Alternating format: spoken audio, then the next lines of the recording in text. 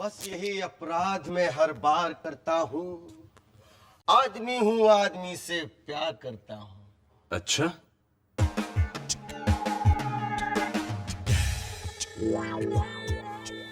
ऐसे क्यों देख रहे हो? चलेगा। नहीं नहीं, मेरा मतलब वो नहीं था जो आप समझ रहे हो। Actually you know what, perfect. भैया, आपके इरादे बिल्कुल नेक नहीं लग रहे हैं मुझे। यार, किसी का प्यार पाने के लिए क्या क्या करना पड़ता है? जल्द से शर्ट उतार। अबे शर्मा मत, जल्दी शर्ट निकाल। भैया मैं वैसा नहीं। अरे तू मुझे बचपन से जानता है कि मैं वैसा हूँ नहीं ना, लेकिन कभी कभार इमरजेंसी में ये सब करना पड़ता है। आपको क्या इमरजेंसी है? अरे तू समझेगा नहीं है, जल्दी शर्ट निकाल। आप मालिक हैं, आप कुछ भी कर सकते हैं। वाह यार पंची, क्या बॉडी बनाई तूने। Thank you. रो मत, सिर्फ शर्ट ही का सवाल है। साहब को सिर्फ शर्ट ही चाहिए थी, लेकिन पंची तू क्यों तैयार हो गया था? नाना मदिरा पी रहा बेटी नानी के पास, हाय हाय करते फिरे कहाँ गए अविनाश। चल जा यहाँ से पंची। इस घर में कवियों की कोई कदर नहीं है। क्या बात है, गुस्से में क्यों हो? कुछ नहीं हुआ। हेलो मिली। क्या है, क्यों परेशान कर रहे हो? मैं बहुत बिजी हूँ। अरे सुनो, फोन मत काटना, मैं एयरपोर्ट पे हूँ। एयरपोर्ट? London airport? नहीं बाबा, बम्बई एयरपोर्ट पे। क्या तुम बॉम्बे एयरपोर्ट पे हो? मैं अभी पंची को भेजती हूँ। नहीं नहीं, उससे मत भेजना, मैं प्राइवेट टैक्सी लेंगे। ये क्या? एक मीठा सा सरप्राइज, यू नो। आप हाथ हटाएंगे तो देखो ना। Okay.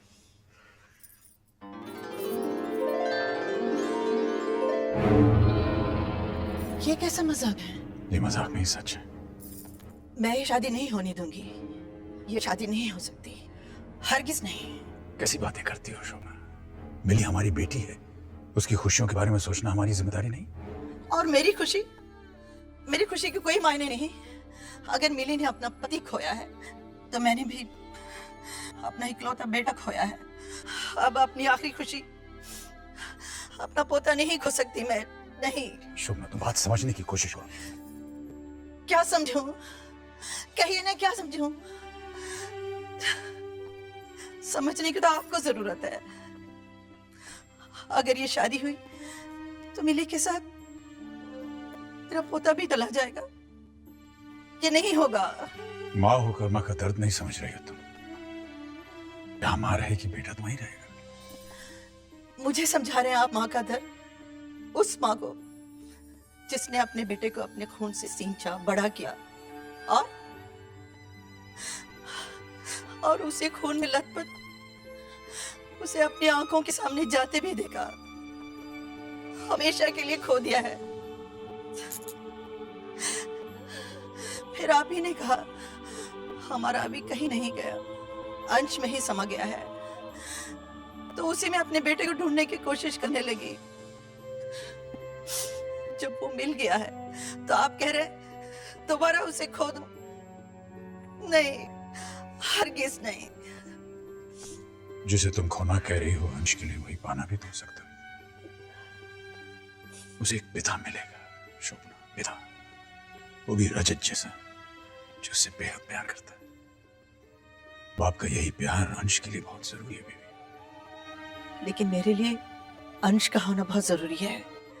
नहीं जी सकती हूँ मैं उसके बगैर, और वो मुझसे दूर कहीं नहीं जाएगा। बीबी,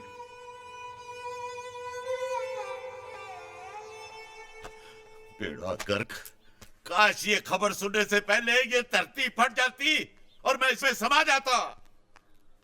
इस छोटे ने तो मेरी नाक काट डाली। क्यों जी, क्या किया है बलराज ने? जिस खानदान की मिसालें देते लोग नहीं थकते, अब उसी पर सारे थूकेंगे। पागल हो गया बलराज, पागल। ऐसा ना करो। तुम चुप रहो। अंग्रेजी के 4 अक्षर क्या पढ़ लिए, रिवायतों की उल्टी गंगा बहाने लग पड़ा। विधवा को सुहाग चढ़ाने चला है मूर्ख। हमारी 7 पुस्तों में ये अनर्थ न कभी हुआ है और न कभी होगा। रिवायतों की सफेद चादर पर मैं बदनामी का एक भी दाग नहीं लगने दूंगा, हरगिज़ नहीं। ये क्या कर रहे हैं? चाचू सीधे साधे आदमी है, इसलिए धोखा खा गए। लेकिन मैं देखते ही पहचान गया था कि ये रजत सही बंदा नहीं है। अरे दोस्ती की आड़ में मिली के साथ मिलकर लंबा हाथ मारना चाहता है, और वही हुआ। लेकिन मैं उसके इरादे कामयाब नहीं होने दूंगा। देखता हूं ये शादी कैसे होती। अरे सुनो भैया,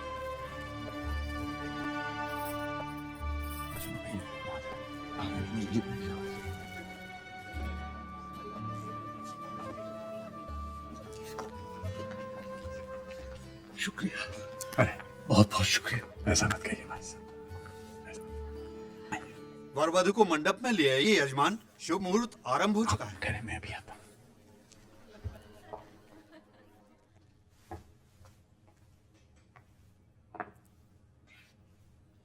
चलो बेटे।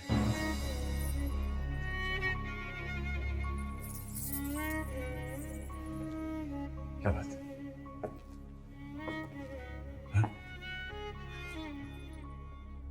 ये सोचकर मेरे कदम आगे ही नहीं बढ़ रहे बाबा कि मेरा घर मुझसे छूटा जा रहा है। मैं अपने पापा को छोड़कर। बेटियों को तो माँ बाप का घर छोड़कर जाना ही पड़ता है। संसार का नियम ही है बेटा।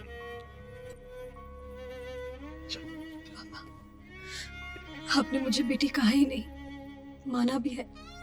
मंडप में जाने के बाद इस रिश्ते की मोहर भी लग जाएगी। तब शायद मैं वो नहीं कर पाऊंगी जो मैं करना चाहती हूँ। बस एक बार, आखिरी बार मैं आपके पाँव छूना चाहती हूँ, आपके बहू के नाते। नहीं,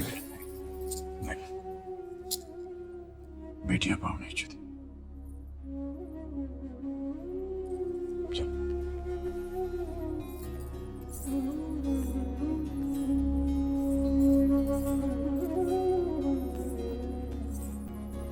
खुश हो बेटे, खुश हो। मैं तो इसे तुम्हारे पास नीचे लाना था। ये कहने से मैं खुद को नहीं रोक पा रहा कि लोग तो मैंने बहुत देखे हैं, लेकिन ऐसा आदमी नहीं देखा जो अपनी खुशियों को कम और दूसरों के गमों को ज्यादा महत्व दे, जो एक रिश्ता जोड़ने के लिए अपने तमाम रिश्ते तोड़ने को तैयार हो जाए। आशीर्वाद दीजिए कि मैं आप जैसा बन सकूं, आपकी बेटी को वो सब कुछ दूं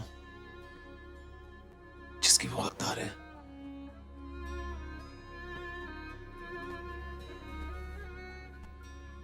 मुझे तुम पर पूरा भरोसा है बेटे।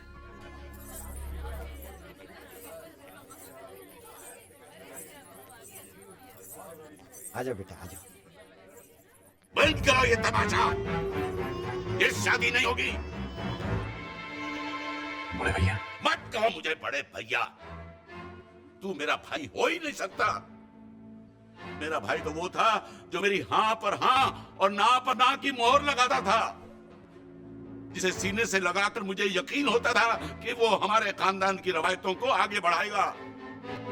पर तूने तो थूक दिया उन पर, आग लगा दी उनमें। अरे तू तो खुद ही देख चुका है परंपराओं को ठुकराने का नतीजा। विधवा की मौजूदगी से बदशुगनी ना फैले इसलिए नहीं लेकर आया था पुष्पा को अभी के ब्याह पर तू नहीं माना, बुलवा ही लिया इसे, और फिर बेटा खोकर उसका अंजाम भी देख लिया। अब आप किसी का मुंह बंद नहीं कर सकते हैं चाचू। अपनी घर की बहू को गैर मर्द को सौंपते हुए आपकी आत्मा ने आपको बिल्कुल धिकारा नहीं? शर्म नहीं आई आपको? इनकी आत्मा मर चुकी है भूषी, तभी तो बेटा खोकर आत्मरी हो चुकी मेरी बहन से अब ये पोता छीनकर उसे बिल्कुल मार डालना चाहते हैं।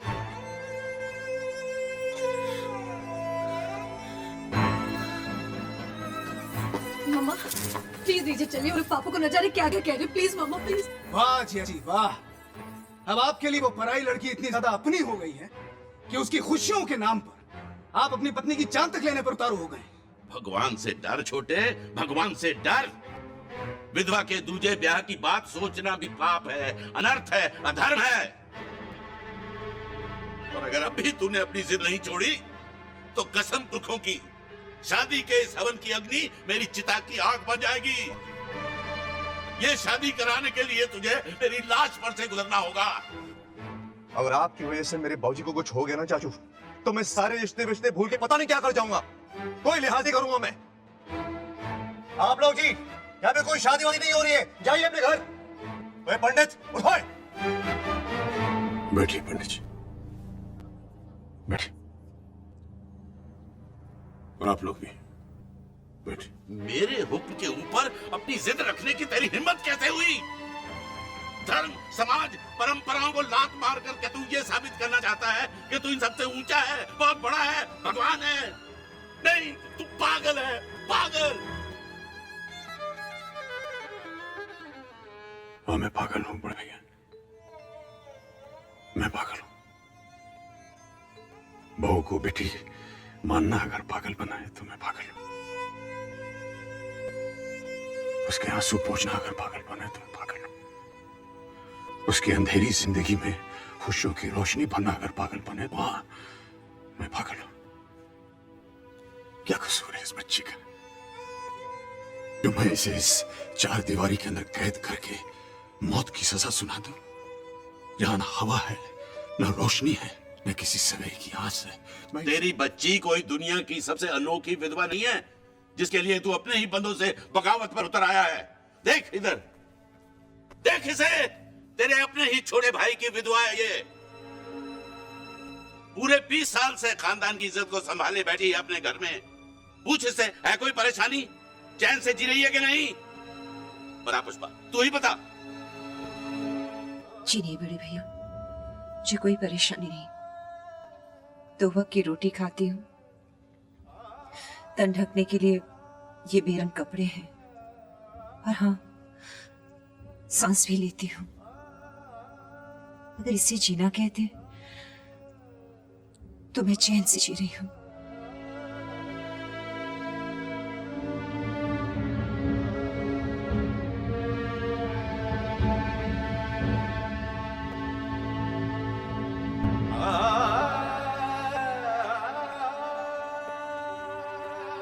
मुझे माफ कर दो पुष्पा, उस वक्त मैं चुप गया।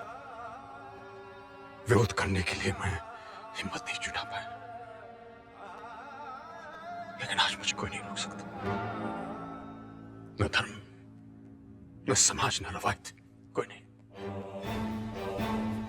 और कौन सा धर्म, कौन सा समाज, कौन सी रवायत? वो जो पति के मरने के बाद एक जीती जागती औरत को जिंदा लाश बना देती है, या वो जो उससे उसके जीने का हक ही छीन लेती?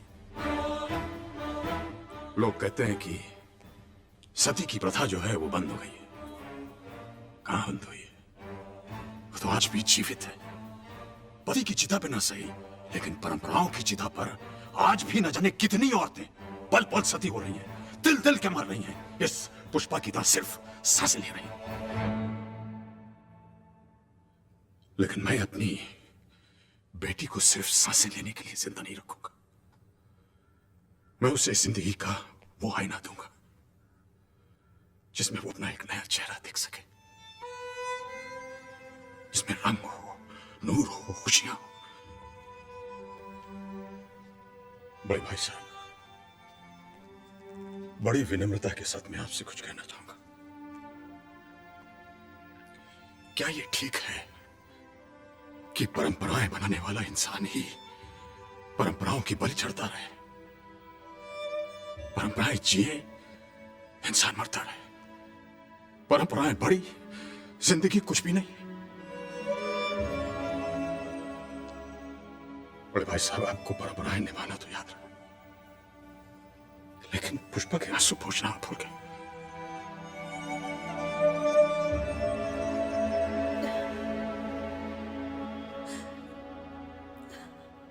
और एक सवाल मैं तुमसे भी पूछना चाहूंगा बीवी।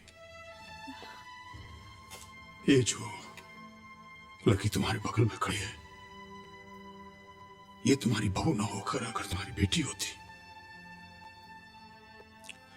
और वो जिसे हमने खो दिया है वो तुम्हारा बेटा ना होकर तुम्हारा दामाद होता, तो क्या तब भी तुम अपनी बेटी के उजड़े हुए घर को बसता हुआ देखकर इसी तरह विरोध करती? उसके सूने माथे पर एक नई बिंदिया चमकते हुए देखकर एतराज करती? उसके बेटी के सर पर एक बाप के ममता के हाथों को नकार देती तुम? क्या करती तुम बीवी? मुझे माफ कर दीजिए। मैं स्वार्थी बन गई थी, खुदगर्ज बन गई थी। सच तो ये है, आप मिली के पिता बन गए, लेकिन मैं ना इसकी मां बन सकी, ना आपकी पत्नी। आज जब इस तूफान में आपको सबसे ज्यादा जरूरत मेरी थी, मैंने आपको अकेला छोड़ दिया। भगवान भी मुझे माफ नहीं करेगा। यजमान, राहु काल आरंभ होने वाला है, जल्दी कीजिए। अरे नहीं पंडित जी, राहु काल तो तभी आकर चला गया जब मेरे जैसे पागल को अक्ल आ गई। छोटे, मुझे माफ कर दे। नहीं बड़े भैया, नहीं, मत क्या मुझे बड़े भैया, मैं इस लायक नहीं हूं। नहीं, मैं बड़ा नहीं, बड़ा तो तू है। आज तुझी से सीखा, जिंदगी बड़ी, परंपरा छोटी। परंपराओं की लकीरें जब धुंधली पड़ जाती हैं, तो नई लकीरें खींचने से परहेज नहीं करना चाहिए।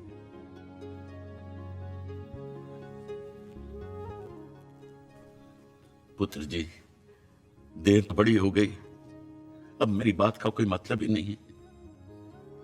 पर बड़े भैया समझ के मुझे माफ कर देना। ऐसा मत कहिए बड़े भैया। चलो आओ भाई। छोटे, बच्ची को मंडप में ले चलो।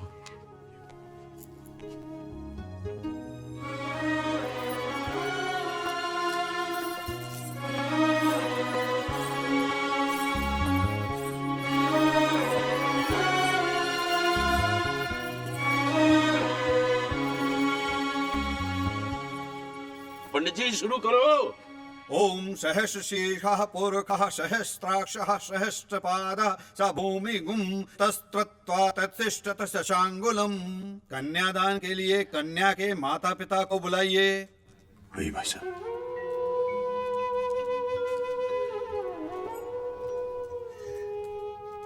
कन्यादान का अधिकार बेटी के बाबुल को होता है, और वो बाबुल महल नहीं। आप ऐसा मत कहिए भाई साहब।